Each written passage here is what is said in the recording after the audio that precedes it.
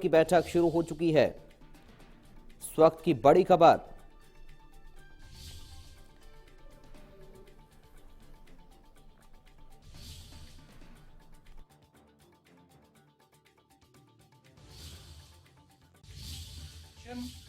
स्त्री रोग विशेषज्ञ, दंत रोग विशेषज्ञ और नेत्र सहायक,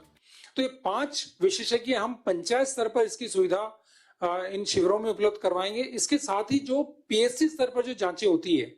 उसमें माइक्रोस्कोप,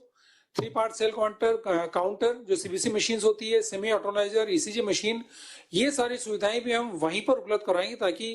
लोगों की स्वास्थ्य की जांच की जा सके। इसके साथ ही शिविर स्तर पर एम्बुलेंस भी उपलब्ध रहेगी, तो यदि कोई व्यक्ति वहां पर आता है जिसको तुरंत हायर सेंटर पर भेजने की जरूरत होगी तो राज्य सरकार के स्तर से जो एम्बुलेंस वहां पे उपलब्ध कराई जाएगी उससे निःशुल्क उसको हायर सेंटर पर रेफर किया जाएगा। नेक्स्ट, इसके साथ ही वहां पर हम टेली कंसल्टेंसी फैसिलिटी भी उपलब्ध करवाएंगे जिसमें जो विशेषज्ञ मौके पर उपलब्ध नहीं है जैसे ईएनटी, स्किन, साइकियाट्री और ऑर्थो, तो वो जिला चिकित्सालय स्तर से, और जो सुपर स्पेशलिटीज हैं न्यूरोलॉजी, कार्डियोलॉजी, नेफ्रोलॉजी, इनकी सुविधाएं, कंसल्टेशन की सुविधा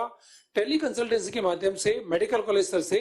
उपलब्ध करवाई जाएगी। इसके साथ ही सर जो केसेस यहाँ पे आइडेंटिफाई होंगे जिनको हायर लेवल पर ले जाकर के सर्जरी की नीड है अथवा जो मेडिकल बोर्ड द्वारा विकलांग प्रमाण पत्र दिया जाना है उसकी जरूरत है, तो उनके लिए मेगा कैंप हर 2 माह में हम ब्लॉक लेवल पर अथवा सब डिस्ट्रिक्ट हॉस्पिटल लेवल पर आयोजित करेंगे। तो यहाँ पर जो लोग आइडेंटिफाई होंगे उनको जो भी सर्जिकल नीड्स हैं, भले वो कैटरेक्ट का ऑपरेशन करना हो,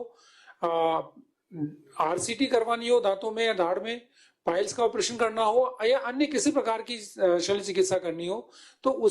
उनको ये सुविधा इन ब्लॉक स्तरीय मेगा कैंप्स में दी जाएगी। नेक्स्ट लीजिए।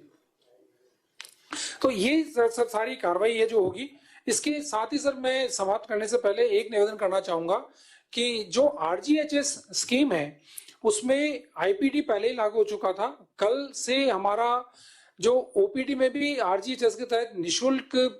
सुविधा निजी और सरकारी चिकित्सालयों में प्रारंभ की जा चुकी है। कल ये देखने में आया था कि कई चिकित्सकों द्वारा अभी भी आरजीएचएस में पोर्टल पे अपना डेटा अपलोड नहीं किया गया है, जिसके कारण से जो आरजीएचएस के लाभार्थी जब इन हॉस्पिटल्स में गए थे, वो प्राइवेट हॉस्पिटल्स भी हैं, विशेष तौर पर गवर्नमेंट हॉस्पिटल्स के डॉक्टर्स को मैं कहना चाहूंगा कि उनका डेटा अपलोड नहीं होने के कारण से उनको इस योजना का लाभ प्राप्त करने में दिक्कत का सामना करना पड़ा था। तो सभी जो प्रिंसिपल मेडिकल कॉलेजेस इस विषय से जुड़े हुए हैं, सीएमएचओस जुड़े हैं, ब्लॉक सीएमओस जुड़े हैं, उन सभी से मेरा आग्रह है कि वे न सिर्फ स्वयं बल्कि अपनी पूरी टीम का आरजीएचएस जो पोर्टल है उस पर डेटा अपलोड कराना सुनिश्चित करें ताकि कोई भी आरजीएचएस योजना का लाभार्थी यदि आपके चिकित्सालय में आता है तो उसको ओपीडी और आईपीडी दोनों पूर्णतः निःशुल्क रूप से प्राप्त हो सके। Thank you sir. सर मैं निवेदन करूंगा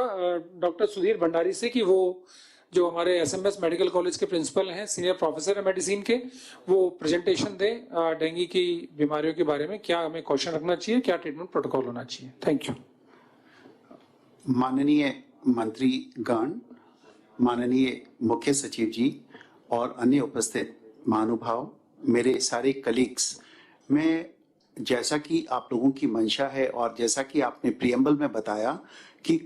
डेंगू को हमको इस तरह मैनेज करना है कि डेंगू के द्वारा मॉर्बिडिटी और मॉर्टिलिटी, यानी कि डेंगू के द्वारा जो 5% लोगों में कॉम्प्लिकेशन हो जाता है उसको हम कैसे प्रिवेंट कर सकते हैं। आपके निर्देशन अनुसार हमने पहले भी पूरे प्रदेश के लिए सेंसिटाइजेशन प्रोग्राम किया था। हमारी एक्सपर्ट टीम जो कि अभी एसएमएस में बैठी है, हमने एक प्रोटोकॉल ऑफ ट्रीटमेंट बनाया है। आज हमारा पूरा उद्देश्य जो डेंगू मैनेजमेंट को आप लोगों से शेयर करने का वो उसका ये है कि हम मॉर्बिडिटी और मॉर्टिलिटी के जो 5% लोगों के पेशेंट्स जो डेंगू के हैं उनमें कॉम्प्लिकेशंस को कैसे बचा सकें और डेंगू के द्वारा होने वाली मॉर्टेलिटी को कैसे कम कर सकें। आप लोगों ने देखा होगा जिस तरह कोविड में डेल्टा वेरिएंट एक थोड़ा घातक वेरिएंट था, कोविड की फर्स्ट वेव के कंपैरिजन में सेकंड वेव काफी एग्रेसिव थी और उसमें कॉम्प्लिकेशन अधिक हुए, उसको भी हम टाइड ओवर कर पाए बिकॉज ऑफ हमने जल्दी डायग्नोसिस और मैनेजमेंट की प्रक्रिया अपनाई।